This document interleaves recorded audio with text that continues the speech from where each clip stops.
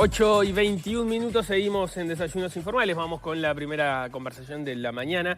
Se los decíamos antes de la tanda. El martes se cumplieron 1000 días desde el primer ataque de Rusia a Ucrania, que desató el conflicto bélico entre ambos países, que continúa hasta hoy. Coincidentemente con ese aniversario, el conflicto tuvo movimientos importantes. Ucrania fue habilitada por Estados Unidos a utilizar misiles de largo alcance y, a modo de respuesta, Rusia cambió su doctrina nuclear y a la vez habría lanzado un misil intercontinental, en lo que podría traer una escalada bélica. Por lo pronto ese es el temor. Vamos a estar hablando de estos acontecimientos con el analista internacional Carlos Tanev. Bienvenido, ¿qué tal? ¿Cómo le va? Gracias por la invitación. Sí. Muy amable. Muchas gracias por estar aquí. Yo decía, ya se cumplieron más de 1000 días desde el primer ataque de Rusia y Ucrania. ¿Podemos recordar, nos acordamos de cómo empezó esta guerra, de por qué empezó esta guerra? Bueno, 1000 días desde febrero de 2022, pero Rusia está con sus soldados en Ucrania desde 2014.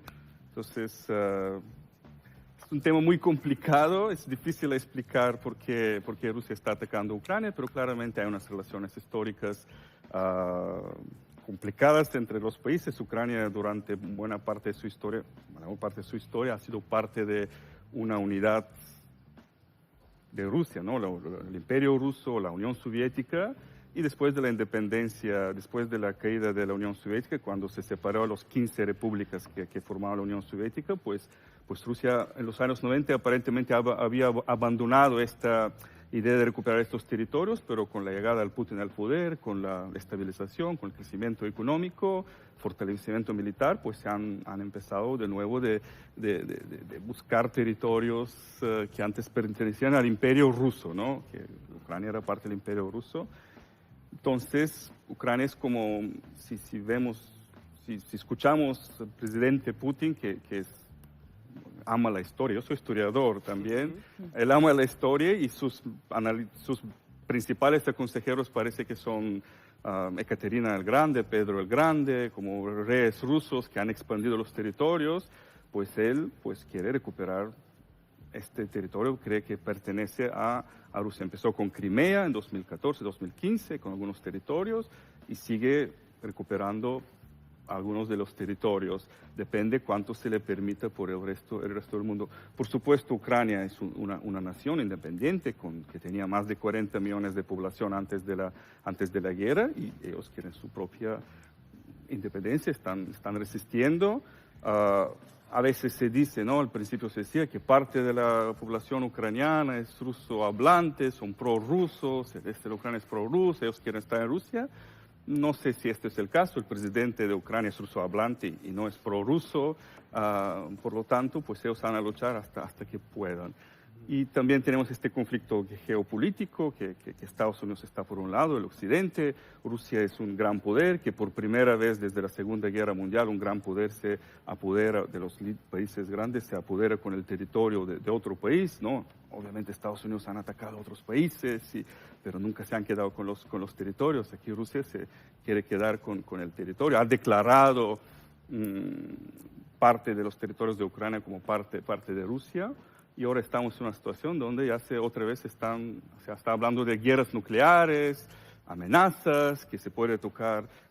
Tú mencionaste que es una misil interconectal. Aparentemente no es transcontinental, pero es una nueva arma muy poderosa que puede llegar a cualquier punto del mundo, básicamente avisando. Y ayer Putin salió por la televisión diciendo que podemos atacar cualquier país del mundo. Esto ya es una guerra global.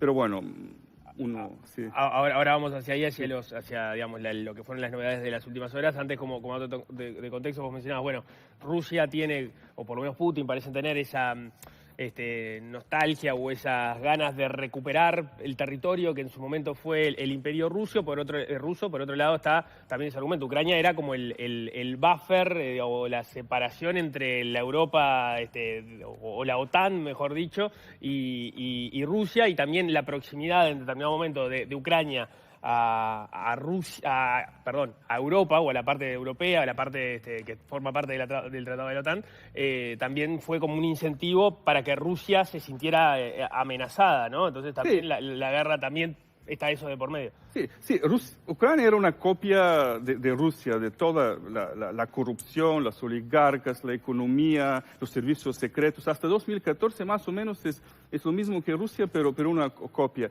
Pero en 2014 pensaban que pueden ir hacia Europa, intentaron tener más relaciones con la Unión Europea. Lo que asustó básicamente era como un escándalo, porque estaba bastante controlable, era una economía infiltrada, Rusia tenía muchísima influencia política, económica, salvo no controlaba los territorios. Pero en el momento, con estas protestas, con esta idea de firmar un tratado con la Unión Europea, ahí sí empezó la situación básicamente, porque sería un muy mal ejemplo para Putin si una sociedad que es casi idéntica, hermana, es diferente, pero es hermana, puede desarrollarse económicamente, tiene como una prosperidad diferente que el pueblo ruso y ves que, bueno, se pueden hacer mejor las cosas que en Rusia. Los dos países son países con enorme potencial de recursos naturales, con base en enorme potencial. Rusia tiene en recursos, tiene todas las posibilidades para ser un país desarrollado, pero Sí, adelante. Y la cuestión es que... Sí. No, y así llegamos entonces hasta ahora, que teníamos un escenario en el cual había ganado Trump y con un discurso en Estados Unidos que daba a entender, o por lo menos así lo había manifestado él, que iba a promover una salida rápida del conflicto. Pero Biden, antes de entregar el poder, toma esta decisión, que es algo que venía reclamando Ucrania, que es habilitar que misiles de largo alcance estadounidenses, que ya se están utilizando en el interior del territorio ucraniano, puedan utilizarse también fuera de fronteras, es decir, hacia Rusia, y eso claramente también generó movimientos por el otro lado, por el lado de Putin. ¿Cómo se explica esa decisión de Biden?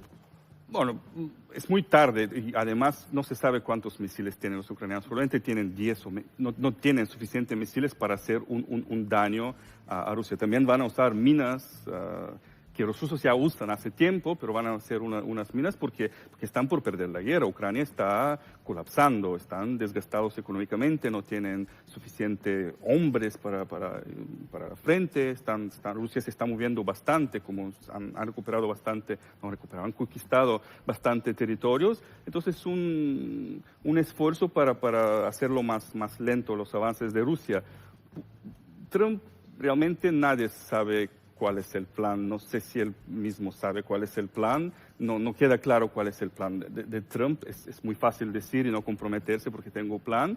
Pero está claro que es más pro-ruso que Biden. Que Biden también puede estar muy criticado su administración porque han sido muy lentos a permitir, a ayudar con armas, porque estas armas podían haber servido hace 2 años cuando Ucrania recuperaba territorios, necesitaba. Ahora es como un poco tarde, ¿no? Un poco porque no tienen, ya están en la defensa. Entonces, por eso, estas amenazas de Putin, yo pensaría que los próximos 2-3 meses no tendríamos guerra nuclear porque van a esperar a ver la llegada de Trump. Para ver, quizás Trump presiona a Ucrania para ceder. Entonces, los rusos están ganando en estos momentos, por lo tanto no tienen... La duda que se me genera es si como esto que vos decís, ¿no? Ucrania no tiene el armamento necesario como para atacar con fuerza. Sí. Esta jugada de Biden, en realidad, si no termina perjudicando a Ucrania. Sí. Porque términos de propaganda, claramente lo está haciendo daño porque parece que la culpa es de Estados Unidos, de Ucrania, porque la propaganda rusa, que tiene gran alcance y mucha gente en Occidente también acepta estas teorías, culpa al Occidente para este conflicto que cuando empezó claramente por parte de Rusia. Entonces, esto es como ellos distorsionan los hechos, por supuesto que es una escalada permitir, los británicos también permitieron un tipo de misiles nuevos, pero Rusia lo está haciendo desde el inicio de la guerra, todo el tiempo. Las mismas minas que se permitió, Rusia lo está usando desde el inicio de la guerra. Entonces, si se distorsionan, ¿no?, los hechos y le sirve para decir, mira, el Occidente está haciendo estas cosas, están calentando la guerra, están escalando, y Rusia, ¿no?, como se ha mencionado, ha bajado el umbral del uso como han bajado el umbral para que cuando se pueden usar las armas nucleares, con términos de que cuando se ataca territorio ruso, pero los ucranianos ya están en Kursk, ellos ya están en territorio ruso, ya están hace 3 meses en Kursk. Dicen que el conflicto se está internacionalizando cuando ellos usan soldados de Corea del Norte, usan drones de Irán, misiles de Irán, armas de Corea del Norte, entonces han atacado desde Bielorrusia, entonces es un conflicto global también por parte de Rusia, pero creo que el mensaje es más para el público dentro de Rusia, para mostrar fortaleza. Ellos tampoco, esta nueva arma que han mostrado es experimental, es nueva, probablemente tampoco Rusia tiene muchísimos de estos misiles, ¿no? Es un nuevo misil, seguramente no va a cambiar, ¿no? Ahora entramos en ese aspecto concreto. Vos decías, Rusia bajó el umbral a partir del cual usaría armas nucleares. Sí. Suena como una decisión burocrática, sí, por el cual en determinado momento podría salir automáticamente el uso del arma nuclear. ¿Qué quiere decir eso en términos concretos? Bajar el umbral a partir del cual... Porque en teoría es solo la defensa, ¿no? Los países dicen, era en algún momento solo cuando nos defendemos.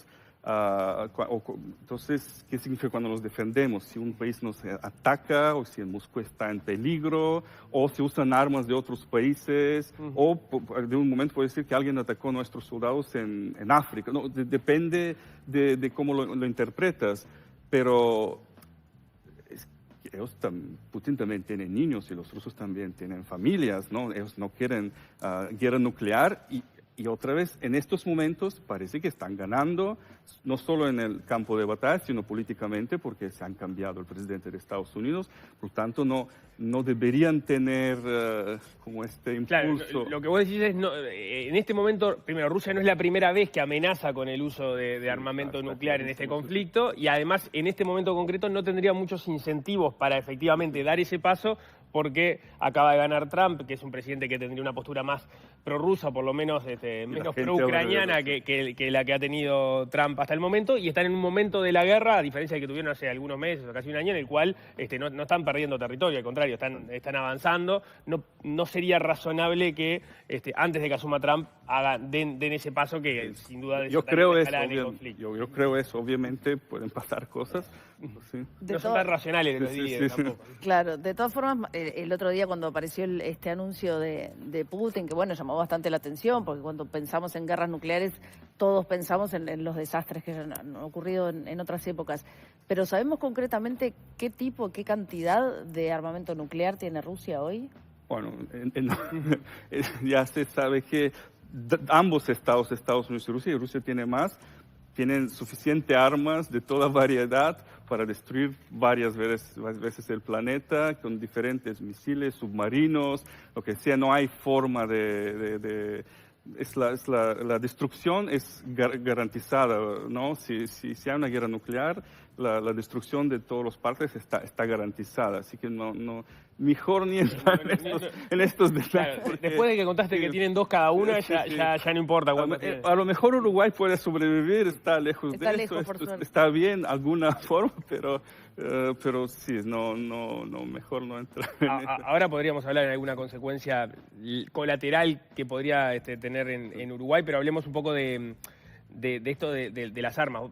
Parte de Ucrania utilizó estos misiles en Rusia, Rusia usó misiles y ahí lo que hubo en el primer momento, si no me equivoco, fue la duda de qué había utilizado, de qué manera había atacado Rusia a Ucrania. Se habló de un misil intercontinental. Ahí el miedo que se tenía es que son el tipo de misiles que podrían trasladar ojivas nucleares, y entonces al primer momento había medios que no tenían claro qué era lo que había ocurrido. Eso le debe haber pasado a la propia Ucrania.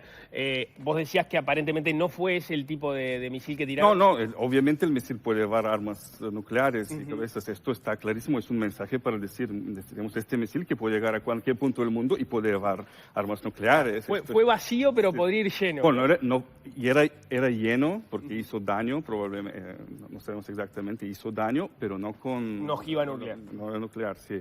Pero claramente ese mensaje, podemos llegar a Londres, podemos llegar a cualquier punto del mundo. Esto es el mensaje para dentro de Rusia, para que se sienten asegurados la población, y para los de fuera. El daño, de todas formas, de lo que se informó ayer, había sido solamente estructural, ¿no? No había Ellos por lo dicen, menos, esto es lenguaje, nosotros... Te quería preguntar cuánto de cierto hay en Sí. eso, ¿no? Que había sido solo daño a edificios y a estructuras, Sí, y no a centro de gente discapacitada, algo así, pero nosotros no, como Rusia, cada vez cuando Ucrania ataca a Rusia, siempre dicen, hemos bajado todo, pero han caído trozos y hay incendio, pero después aparece que ha explotado.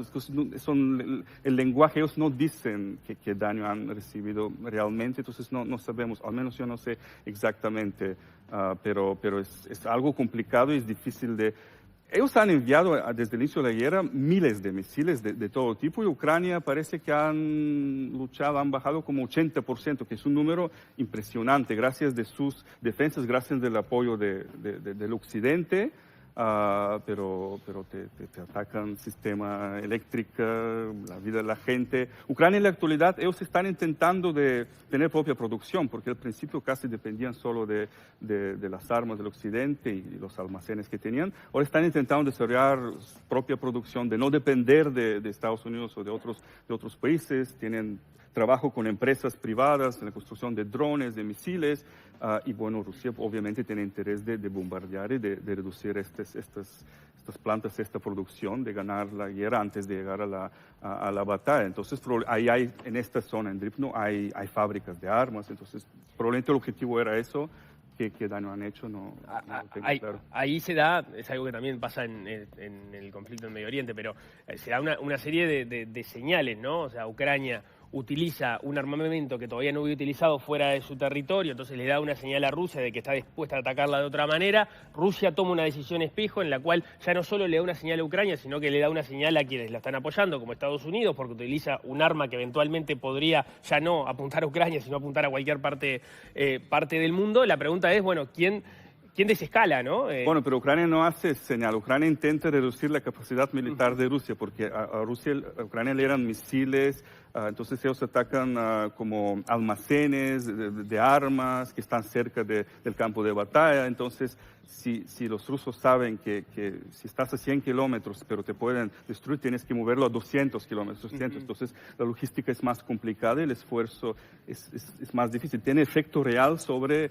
las batallas en el campo de la batalla, ¿no? Entonces, Ucrania intenta de hacer daño real, ¿no? Y Ucrania normalmente de verdad está atacando solo objetos militares o económicos, ¿no? Como las refinerías, etcétera. Intentan de no hacer daño a la población. Pero en la medida que esta señal de Rusia ya no va solo contra Ucrania, sino que va contra sus aliados, en el caso de Estados Unidos no va a dar una señal, quizás no bélica, pero sí política, sobre, bueno, cómo sigue esto. Estamos en ahora, Biden ahora es, como se dice en inglés, lame duck. Él está en transición, ya no, claro. ¿Quién es el presidente? Como en una semana en Uruguay sería lo mismo, ¿no? ¿Quién manda ahora, no? ¿El presidente actual o el próximo? Eso tiene una transición mucho más corta en realidad, ¿no? Claro, aún mejor, pero igualmente ya Trump, ya el discurso, ya las noticias, es los nominados de Trump, ¿no? Biden ya es como casi secundario y hace cosas de este tipo, que cancela una deuda de Ucrania, algunas cosas pequeñas, pero ya no domina la política exterior, y en general todos van a esperar a ver cómo empieza Trump. Y todos están intentando sacar más territorio, más provecho, ¿no? Los rusos intentan de tener más territorio bajo control para que cuando venga Trump haya como, bueno, paramos hasta aquí y nos quedamos con el territorio para quedarse con más territorio posible, ¿no? Más allá de esto de Trump del voy a solucionar en 24 horas, ¿hay viste algún anuncio o algún movimiento de que podría ser esta una de las primeras medidas que Trump tomara a nivel internacional, o sea, meterse en este tema? Es que no sabemos, sinceramente yo creo que nadie sabe, ni la gente alrededor de Trump sabe cuál realmente es su plan. Más allá de su plan, más allá de su plan, lo digo más como estratégicamente, si él se posicionaría rápidamente tomando algunas medidas. Él como presidente tiene otros objetivos, ¿no? Y tiene que mostrarse como hombre fuerte, no tiene que pasar como Ucrania, no tiene que convertirse de Afganistán para Biden, ¿no? Biden fue un desastre, se fueron de Afganistán y en 10 días los talibanes ocuparon Afganistán. Entonces él como presidente de Estados Unidos tiene que tener una postura fuerte y de sacar un resultado positivo para Estados Unidos de Ucrania, no solo que no estamos participando en la guerra, no estamos gastando dinero.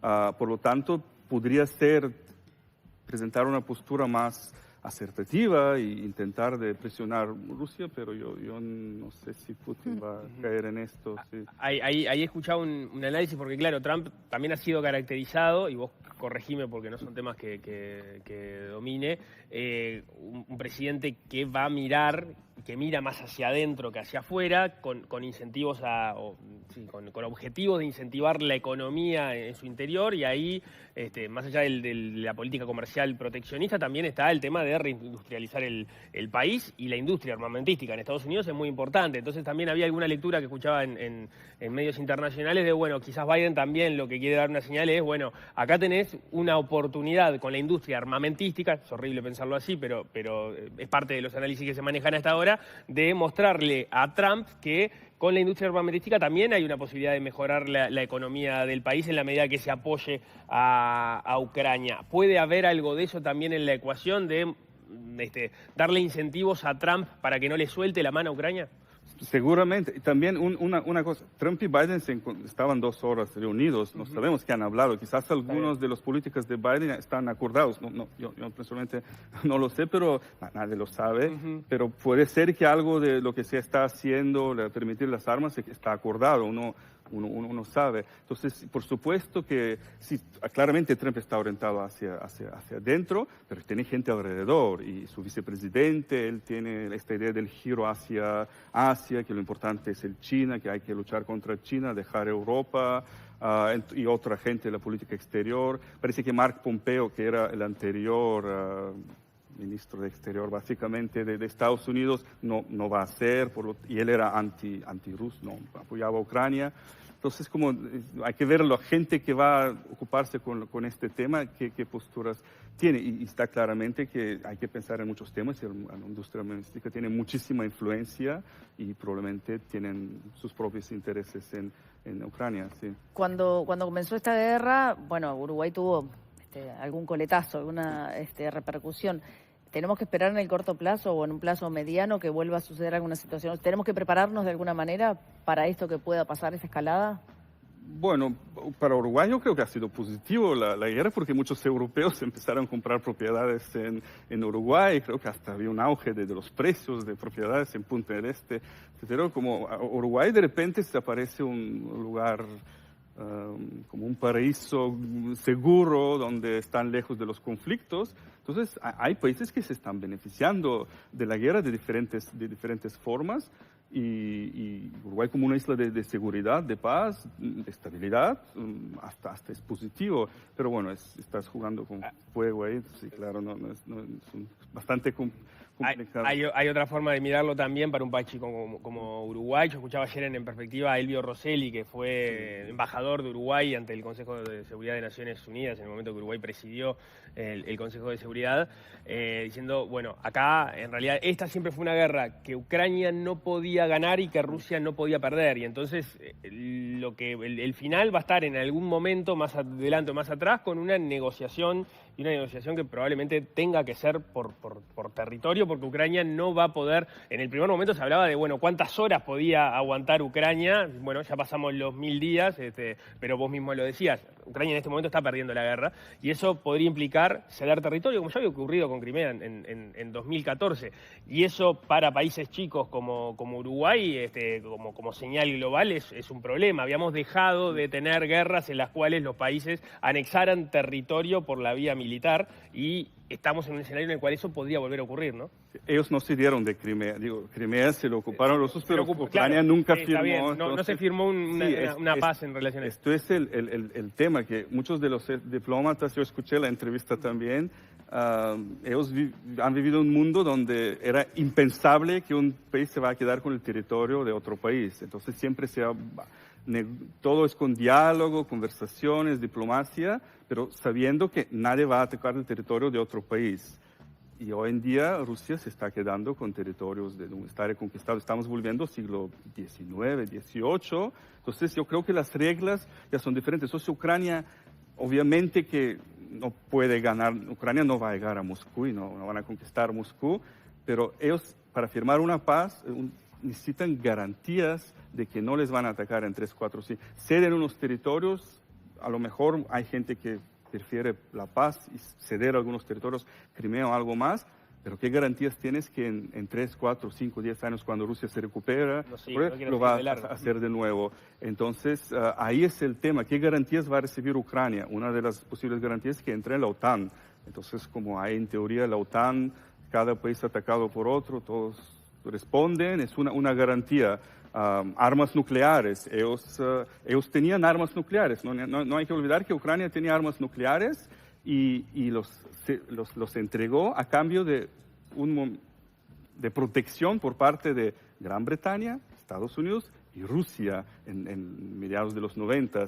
Y ha sido un tremendo error, claramente, porque ahora están perdiendo los territorios. Entonces, Ucrania necesita unas garantías de que no va a seguir esto, porque han perdido cientos de miles de vidas, han perdido refugiados, gente ha perdido sus casas, y ¿para qué? Para que 3, 4, 5, 10 años te atacan de nuevo. Claro, lo que pasa es que uno, sin saber mucho, piensa, bueno, supongamos una cesión de territorio y un permiso a que Ucrania se integre a la OTAN, que era algo que Rusia no quería. El escenario que te deja es que vas a tener a la OTAN y Rusia con fronteras pegadas, que era algo que sabía... Finlandia, los Bálticos, están las fronteras pegadas. No sería un escenario tan nuevo. No, lo de OTAN es una excusa de las fronteras, porque Finlandia entró con la entrada, con la invasión rusa, no le gustó, pero tampoco hicieron algo, no han movido ejército a la frontera con Finlandia. Incluso en la actualidad, estos días había ejercicios militares de la OTAN en la frontera con Rusia y tampoco, no es una amenaza, ¿saben? Pero ellos quieren Ucrania, sí. Después, lo otro que se había manejado en su momento y era cuando... En esto de que Ucrania no puede ganar la guerra, en su momento la expectativa estuvo, bueno, en la medida de que Ucrania no la gane, pero no la pierda y se mantenga y se sostenga en el tiempo, y eso tiene costos obviamente para los dos países, que la presión interna en Rusia de alguna forma termine sacando o limitando el poder de Putin. Ahora, no sé si esas expectativas pueden darse que siguen en pie o ya era una alternativa que se había manejado en su momento y ya cayó. Las sanciones no funcionan porque Rusia llega, todos estos misiles, armas, tienen partes producidas en el occidente, ¿no? Hay sanciones, pero pasan por Kirguistán, pasan por Georgia, se compran con empresas. Entonces Rusia obtiene la tecnología que necesita sin grandes problemas, quizás paga más. El petróleo ruso se está vendiendo también, el gas no tanto, pero el petróleo ruso, entonces no les ha afectado, no es un daño enorme las sanciones. Si el precio del petróleo baja mucho, esto sí que sería un problema para Rusia, pero hasta el principio de la guerra los favorecía porque subió el precio del petróleo. Entonces, sí, esto era la idea, que ¿quién va a colapsar primero? Vamos a tener una situación de 1917, cuando colapsó, durante la Primera Guerra Mundial, Rusia colapsó por presiones internas, pero se han cambiado, se han adaptado, entonces se han puesto en modo guerra, han movilizado recursos, la población, y obviamente es un problema económico, los intereses son muy altos, la industria de construcción está bajando, muchas industrias están sufriendo, pero no van a colapsar antes de Ucrania. No hay un malestar, por ejemplo, por tener que movilizar y las pérdidas humanas y la movilización. Obviamente. Porque ahí Ucrania está en una guerra existencial, ¿no? O sea, se está jugando la existencia de Ucrania. No es el caso de Rusia, ¿no? De momento, más allá de que es parte de la retórica. Es que el umbral de sufrimiento de estos países es muy alto. Claro.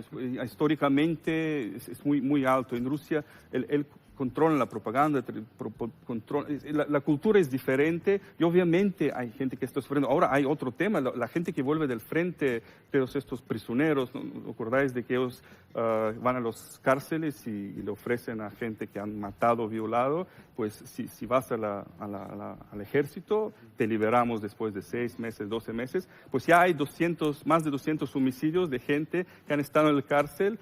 ha estado en la guerra y ha vuelto y sigue matando, pero se sienten como héroes porque son héroes de la guerra. Entonces habrá muchísimos problemas en la sociedad rusa, muchísimos problemas, pero como Putin tiene este control total de la sociedad, no aparece que lo de que pasó con Wagner, que se movieron y atacaron y parecía... Putin aparentemente está muy de sangre fría, sabe cómo actuar en situaciones tensas, sabe pensar a largo plazo. Lo ha mostrado desde los años 90, ¿no? Él es muy emocional por otros temas, pero sabe, bajo presión, sabe cómo actuar, de no entrar en pánico.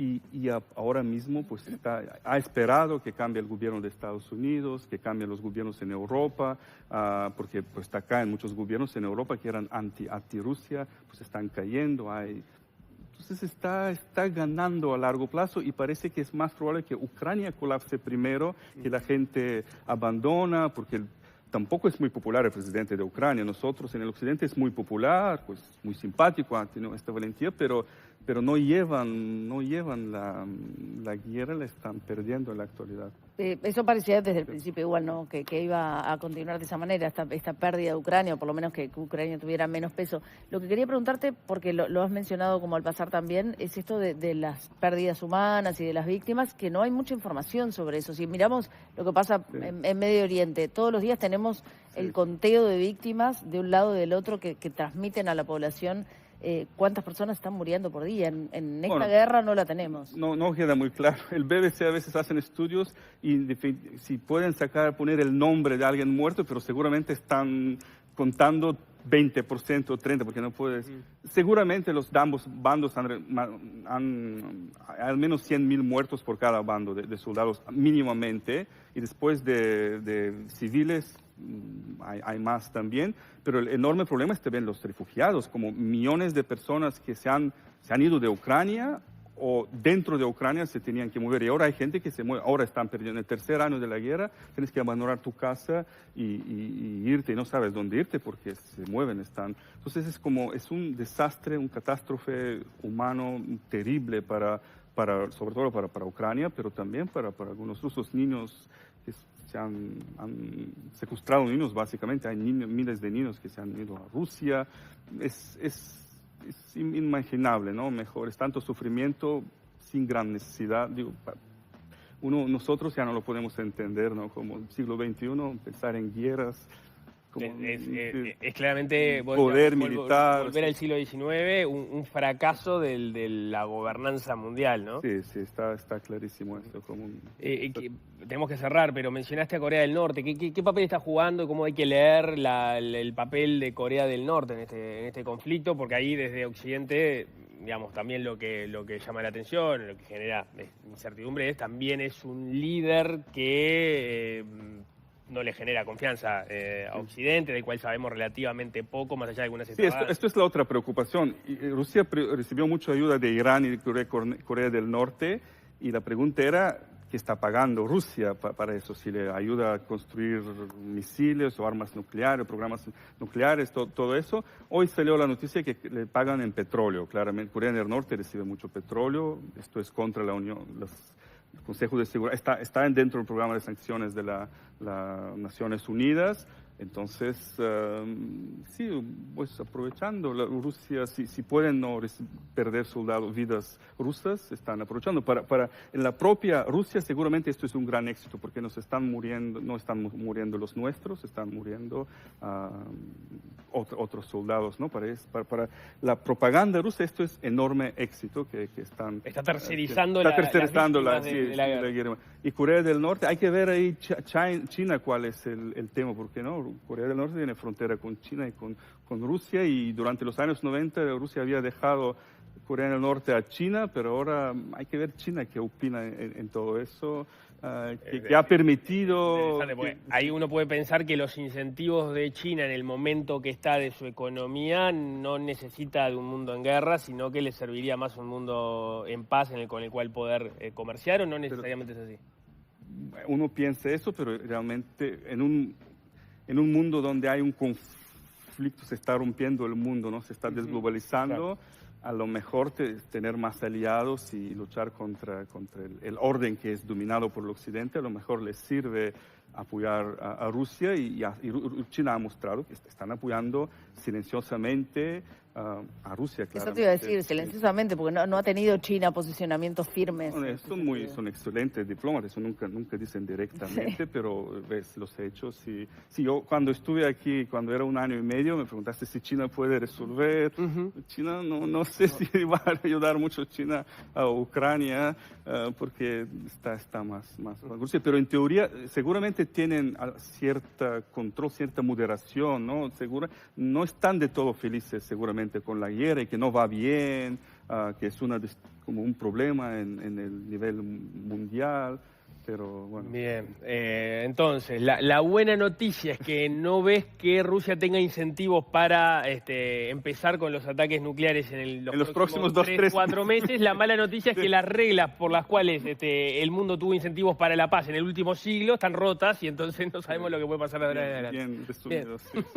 No sé si nos quedamos muy tranquilos. No está para Carlos, la buena noticia es que estamos en Uruguay, estamos lejos. Estamos lejos, ¿no? sí. Hasta que, mientras sigamos siendo una zona de paz, ¿no? Porque en la medida de que las anexiones militares vuelvan a ser parte del menú del mundo y de nosotros dejemos de ser zonas de paz, somos candidatos a que en algún momento alguien nos quiera invadir y cooptar. Bien. Carlos Tanev, muchísimas gracias por eso. Gracias, muy amable. Hacemos...